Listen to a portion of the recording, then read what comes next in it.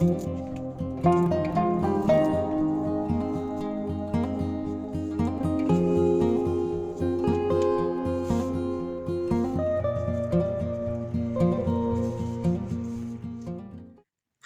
problems when you live where it's so cold your face freezes. Well, those include having your water freeze up, which is crazy because the water line that is frozen, well, it froze earlier. We fixed it. I was in such a hurry with us fixing it earlier, totally did not really get the camera out very often. But anyway, it froze, and this line never freezes. It's one of our large lines. We ran larger pipe for a reason, like all this stuff. It has never frozen, and then this year, for whatever reason, it froze. And like, we have not been out of the 20s the last few days. We've had this terrible inversion, and I know it's dark. Like, I'm filming this at night in the dark, so you guys can't see anything. But it's just been terrible weather, but gorgeous weather. Like, we've got some of the neatest frost. I love it when Mother Nature frosts everything. I love it.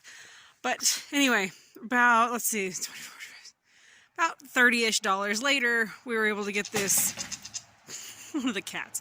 Anyway, $30 later, we got it up and running. Thank goodness the water line underground is deep enough. It's not the line that froze. I was like, seriously, at this point getting worried sick that my water line underground froze.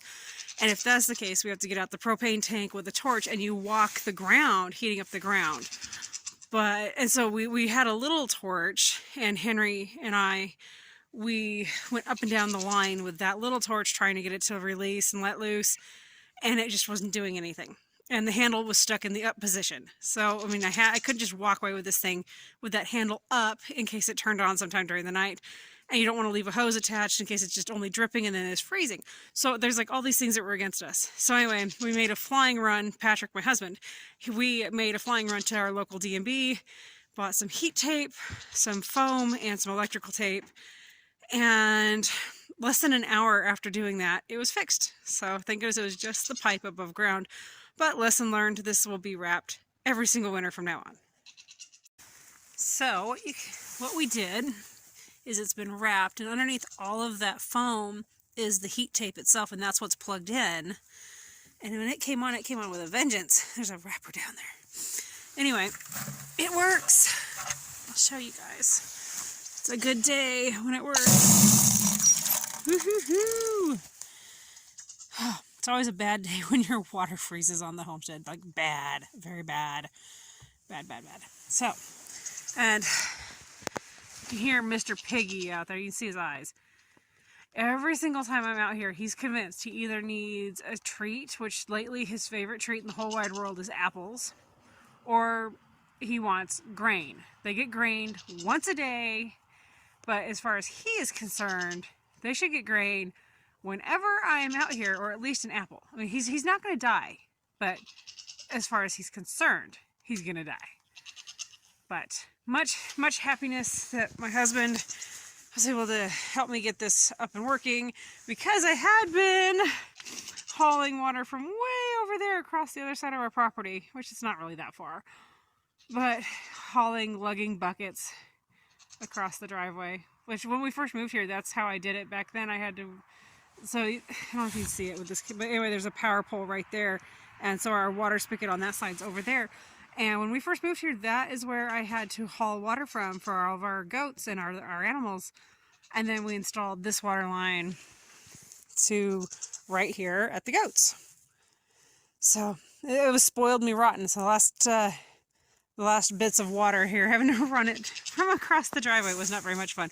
I am thankful that we got that up and running. You're not dying. Oh, you're dying, Mr. Piggy. You have a house with straw and hay in it. You're fine. Another world heard from there, buddy. So Nigerians are not, like, people always ask, what kind of goats would you recommend? My personal most unfavorite breed of goat is the Nubian, because they are so loud and they are divas. But if I could name a second loudest goat breed, it would be the Nigerian, if you have a needy Nigerian. The Nigerian dwarfs are, I mean, I have a couple others out here. You can't hear them because they're nice and quiet. They're happy, tucked in their houses. But if you have one that's decided that he's spoiled, rotten, and needy, then they will talk up a storm. But we love it. I don't mind his little voice. It's the Nubians. They like scream. They holler. And that just, oh, they make me a little bit crazy. I don't like goats that are screamers. So if you're interested in goats, some of them talk and some of them scream and yell. We do have a rather big weather change coming tomorrow. They're saying lots of wind, but rain. So I did go ahead and put that bucket over the top of our spigot to protect where it's plugged in right there and just keep the moisture off of that spigot. And that's what I will do the rest of winter. And if I can hopefully remember, I'll probably do that the rest of every single winter.